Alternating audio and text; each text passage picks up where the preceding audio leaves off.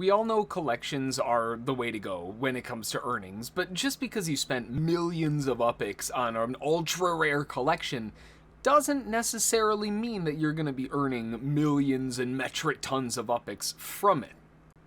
Hey there, John Henry here, ssftg. Welcome to the video. If this is your first time on the channel, welcome my friend. I hope to earn your like and subscription today.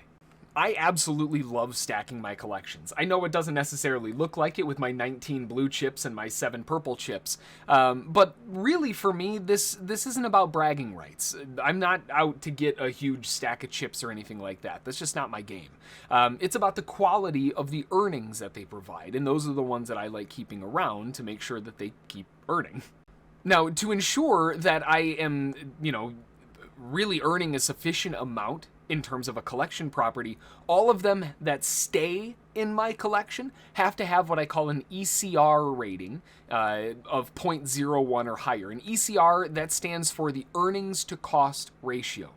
This is the price at which you bought the property comparatively or divided by how much it actually produces monthly. So when I'm hunting for collection pieces, I'm always hunting for the best deal to boost my ECR ratings. And if that means that I'm going to sell a worse off collection piece for a better one, that may have cost a little bit more, but the earnings are drastic. It might have even cost a little bit less, but the earnings are higher because of the boosts and everything, then that's going to be the route that I'm going to go. I would rather have the higher earners in my collection.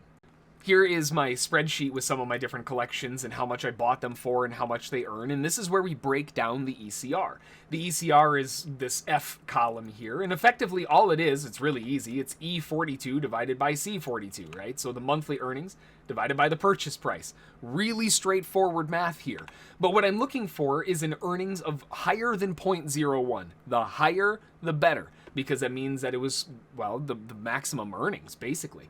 There are going to be collection pieces that sometimes don't earn my 0.01 or higher, but you'll notice my list is chock full of them, aside from stuff like this. Right now, my Troost Avenue, I'm still working on this collection. I haven't completed this collection. I've only got 2. Once these are filled and these go into collection, remember, this is a 2x collection, so this goes up to 0.016. So that's why they're still in the list. I just haven't had enough of them to complete the collection at a good enough price.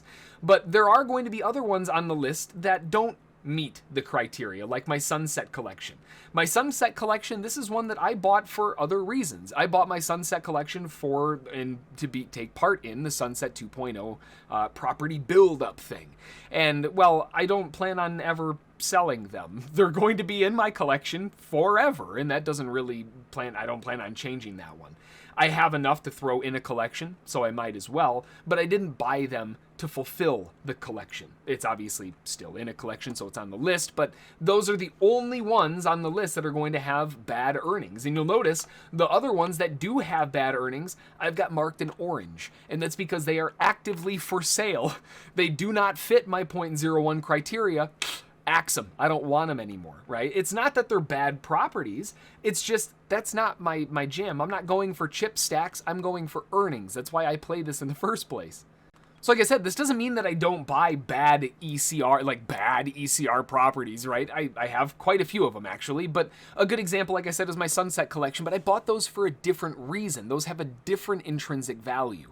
As an example, a Manhattan collection. If you're looking at properties in Manhattan, the minimum of those are like 100,000, and I think it's gone up to like 130,000.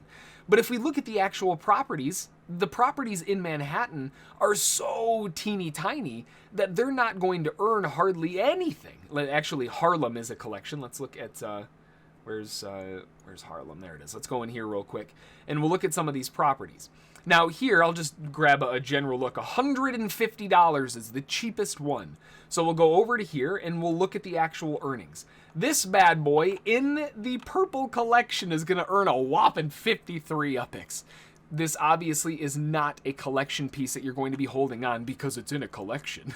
You're buying it because of its intrinsic value. It has nothing to do with a collection. That's a different thing. Just like the Sunset 2.0, there are going to be those that fit in that criteria. But if it's going to stay in my collection and it doesn't have any other reason to be there, it's going to have a 0.01 or higher. Basically, in short, when you're building your collection properties, just understand what the property's true value is, where its value is coming from. If it's an earnings property via the APY that it's earning because of the collections, then it better have the stats to back it up.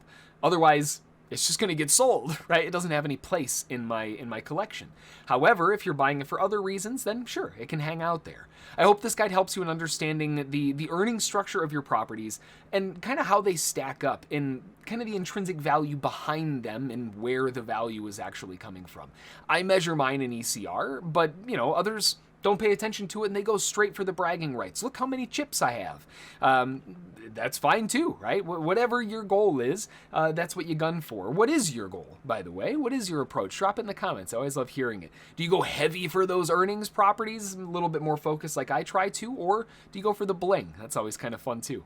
Now, if you aren't in Upland yet, make sure to check out the promo link discover.upland.me/ssftg. Oh, I love those rhyming links to get started with 6,000 UPIX and a monster 50% bonus up to 50,000 UPIX on your first UPIX purchase in-game. We also have a ton of resources available at ssftg.com/upland, so make sure to check that out as well. If you have any questions, thoughts, ideas for new videos, epic street views that you want to share with everyone, whatever, drop them in the comments below. Like I said, I always love hearing from you. Until the next time, thanks for watching, and we'll see you all in the metaverse. Bye.